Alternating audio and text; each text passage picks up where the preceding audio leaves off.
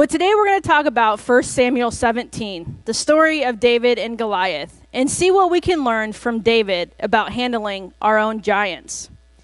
In the valley of Elah, the Philistine army was camped out on one of the hillsides, and the Israelite army was camped out on the other side. They were prepared for battle, but the only war that had been waged during the last 40 days was a psychological war. The fourth verse introduces us to a Philistine by the name of Goliath, who, as Jody talked about, was over 9 feet tall. Now, if you think about the boxes and also think about, that's almost 2 of me. So he was a big man. According to the next text, he not only was a big man, but he also had a big mouth. Every morning and every evening, Goliath walked out into the valley where everyone could see him, and he taunted the Israelites. He challenged them to send someone over to fight and settle this battle once and for all. This had gone on for 40 days, and Saul and all of his soldiers were frightened, including David's 3 brothers. David's father, Jesse, was concerned about his 3 eldest sons, and so he sent David to check on them. Jesse gave David some fresh food to take to his brothers and the leaders and told him to hurry back so that he would know how his sons were doing. When David arrived, it looked as though that they were preparing to go into battle, and so he rushed to find his brothers and greet them. As he was talking to them, Goliath walked out among the Philistines and started to taunt the Israelites once again. David heard what he was saying, and he probably thought to himself, who does this guy think he is? Doesn't he know that he's insulting the army of the living God? In 1 Samuel 17:26, David asked the soldiers standing nearby, what will a man get for killing this Philistine and ending his defiance of Israel? Who is the pagan Philistine anyway, that he is allowed to defy the armies of the living God? You see, even though Saul was much taller than his men, he was a coward, and he did not want to fight Goliath either. So he devised an incentive plan to try to entice somebody else in his army to do it. The incentive package included money, but the king also promised his daughter to be a bride for the one that killed Goliath. He also promised that the family would be exempt from paying taxes. David's question was reported to the king, and King Saul wanted to see David as once. In 1 Samuel 17:32 and 33, it's the start of the conversation between King David and Saul. Don't worry about the Philistine, David told Saul. I will go fight him. Don't be ridiculous, Saul said. There is no way you can fight this Philistine and possibly win. You are only a boy. He has been a soldier of war since his youth. But that didn't discourage David. He told Saul how he had fought and killed both lions and bears that had attacked his sheep. David assured Saul that God would deliver him from this fight just as he had delivered him from the paws of those wild animals. Saul decided that he would allow David to go fight. Saul even tried to give David his armor and his sword, but it was much too big, and David could barely move in the armor. So he decided not to wear it. Instead, he chose to go to battle with the things he was most familiar with, his shepherd's staff and his sling. As David made his way toward Goliath, Goliath and his shield bearer made their way towards David. In 1 Samuel 17:42 through 44, it says, Goliath was sneering in attempt at this young boy. Am I a dog, he roared at David, that you come to me with a stick? And he cursed David by the names of his gods. Come over here, and I will give your flesh to the birds and wild animals, Goliath yelled. But I want you guys to notice how David reacted. He didn't tuck his tail. He didn't cowl like he was a whipped puppy. Instead, he responded in verse 47 through 47 by saying, You come to me with sword, spear, and javelin, but I come to you in the name of the Lord's heaven's armies, the God of the armies of Israel, who you have defied. Today the Lord will conquer you, and I will kill you and cut off your head. And then I will give your dead bodies of your men to the birds and wild animals, and the whole world will know that there is a God in Israel. And everyone assembled here will know that the Lord rescues his people, but not with sword and spear. This is the Lord's battle, and he will give you to us. This probably made Goliath mad, because he started moving closer to David to attack him. David didn't back down, though. In fact, David started running towards Goliath, swinging the sling over his head. And when David got close enough, he let the rock go, and it stuck Goliath right in the forehead, and he tumbled to the ground with a thud. David didn't hesitate again, and he ran over to where the giant was laying, took Goliath's sword out, and cut off his head. When the Philistines realized that Goliath was dead, they tried to retreat in fear. But the Israelites, who had suddenly realized that, yes, God was on my side, pursued them, and they killed them. Now, this is a story that most of you guys have probably heard since preschool, but it's more than just a story. There are several things in here that we can learn from the events in David's life that can also help us. For instance, one of the things we see in the story is just how intimidating the giants can be. Goliath was very intimidating. He stood very tall, he was a professional soldier, and probably had a booming voice. In verse 11, it tells us, when Saul and the Israelites heard Goliath issue this challenge, they were terrified and deeply shaken. Later in verse 24, it says that when the Israelites saw Goliath, they began to run away in fear. So undoubtedly, just the sight and hearing his voice made them tremble. The giants we face in our own lives can be just as intimidating as Goliath was to the Israelites. You see, we all face giants. Some of us face the emotional giants like worry, doubt, fear, anxiety. Some of us face mental ones like stress, insecurities, even depression.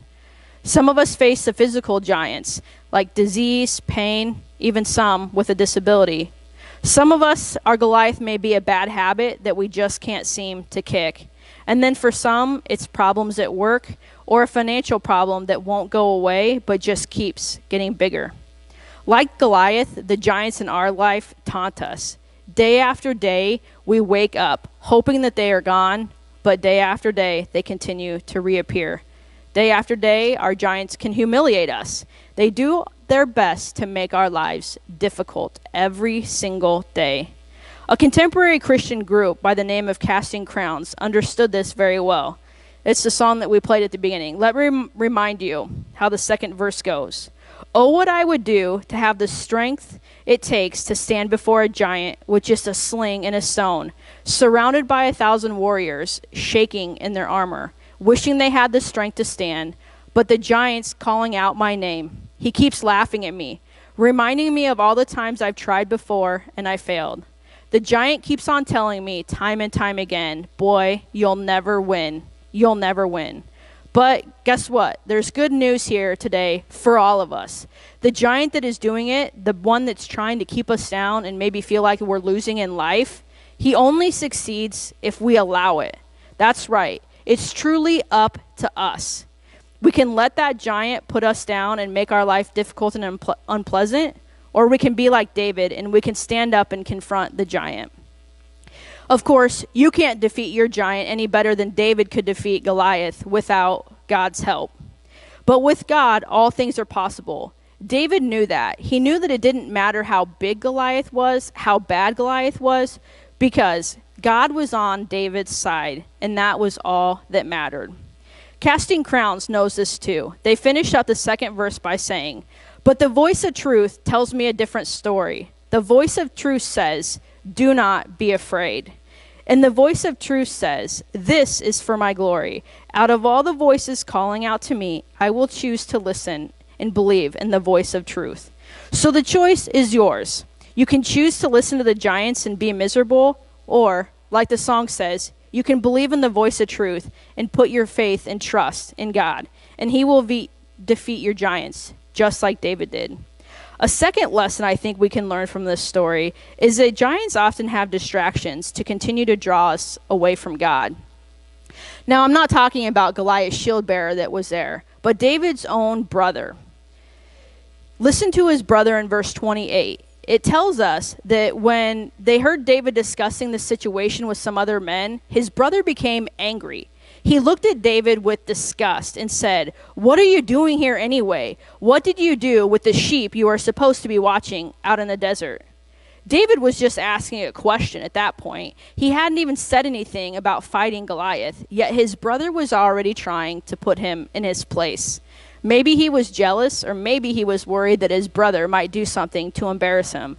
But David handled the situation very well. He didn't get into an argument with his brother. He didn't allow this to stop him from what he was pursuing or second guess himself. He knew Goliath was the enemy, and he needed to focus just on that. This is something that we all need to be reminded of, or some of us still need to learn. We need to remember what the giant is and focus on it instead of wasting our time fighting with each other. His brother wasn't the only one that was trying to stop David. As we talked about earlier, King Saul also gave a typical response in this situation. "You can't do it. You're too young. You can't do it. You're not big enough. You can't do it, David. You've never been trained. You can't do it. You don't have enough experience. You can't do it. You don't even have a shield and a sword."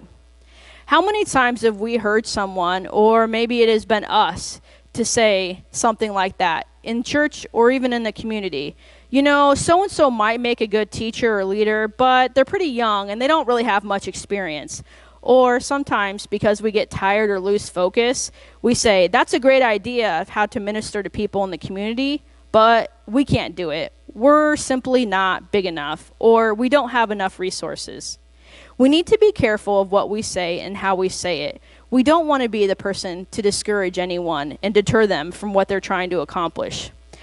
Of course, we know that David didn't let his brother or Saul discourage him.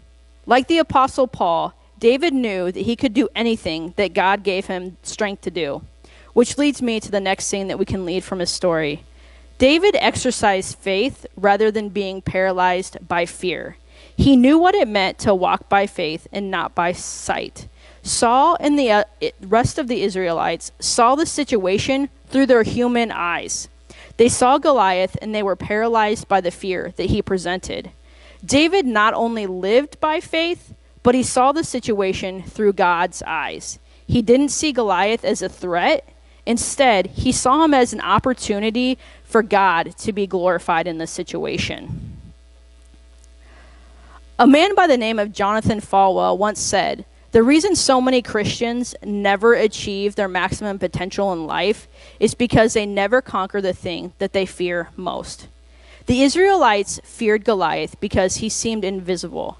They also made the mistake of believing that their future depended solely on their own abilities instead of trusting that God would deliver them from this situation. Courage comes when we live by faith and not by sight. Courage comes because we have confidence in God's unlimited power, not in our own physical limitations.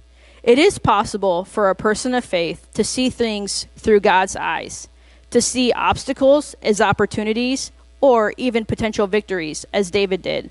After all, we know that nothing is impossible with God on our side. That's the kind of faith David had, and that's why he wasn't afraid to stand toe to toe with Goliath and give us another thing to understand from his story.